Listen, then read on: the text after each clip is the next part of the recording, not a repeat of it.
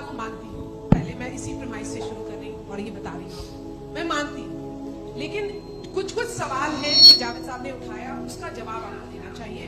पहला सवाल ये कि गजा में सालों से छोटे बच्चे मर रहे हैं, वो उनको अगर खुदा मर्सीफुल है, हम मानते हैं कि अल्लाह ताला में बहुत ताकत है, तो वो बच्चे क्यों मर रहे हैं। दूसरी बात ये कि अगर कंटिजेंसी की जो आप बात करते हैं, पूरे मुस्लिम ममालिक मिल करके भी वो गजा के बच्चों को क्यों नहीं बचा पा रहे हैं, क्योंकि अगर वो चाहते, क्योंकि अल्लाह ताला उन पर हुकूमत करते हैं, सब पर हुकूमत करते हैं, तो वो उनको क्यों नहीं बचा। जी थैंक यू वेरी मच।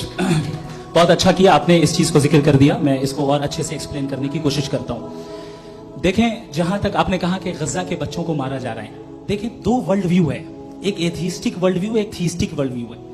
बच्चे मर रहे हैं दोनों वर्ल्ड व्यू में, लेकिन हमारा वर्ल्ड व्यू कह रहा है कि रिकॉम्पेंस है, ये कह रहे हैं कि उनका मरना बेकार जाने वाला है, कोई उसका रिकॉम्पेंस नहीं है, चूंकि इनके यहां आखिरत और अल्लाह का कोई तस्वर या गॉड का कोई तस्वर नहीं है।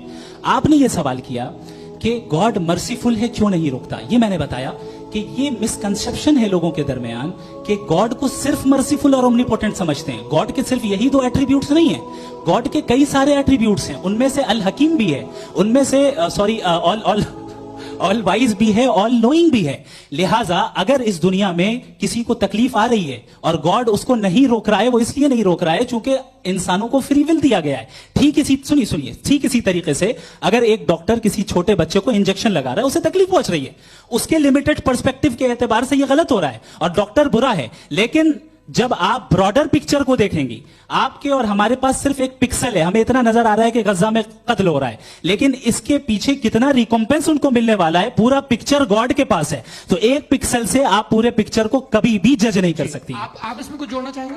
आपको कुछ बोलना है इसमें? भैया आपने बहुत अच्छा जस्टिफिकेशन दिया, या आप वो जो वहाँ की प्राइम मिनिस्टर इजराइल के उन्हें भेजिए, वो बहुत खुश होंगे। आप जस्टिफिकेशन दे देना कि अगर गॉड नहीं है तो बच्चे क्यों मर रहे हैं, आप बताएं। वो ये सवाल पूछ रहे हैं कि अगर आप ईश्वर का अस्तित्व नहीं मानते हैं तो उन बच्चों की मौत को आप कैसे इंटरप्रेट करते हैं? भाई ये दुनिया जो है, जो ताकतवर लोग होते हैं वो एक नाइंसाफी करते हैं। तो ये अच्छा काम है, आपके नजदीक तो नेचर नाइंसाफी पे मबनी है। अरे मेरे भाई, आप नेचर की कहाँ बात कर रहे हैं, तो इंसान की बात। तो फिर जब मैं इंसान की बात कर रहा था, आप नेचर की बात करने लग क्रॉस गए। एग्जामिनेशन दी। हाँ, अब आप मुझे बोलने नहीं देंगे तो अलग बात है, आप बोलिए, मैं मुझे कुछ जी नहीं, क्रॉस एग्जामिनेशन बोल तो लेने दीजिए। जी बोलिए। क्या बात ये है कि ह्यूमन सोसाइटी तभी साथ में रह सकती है जब वो मोहब्बत से, एकता से, एक दूसरे के एहतराम करके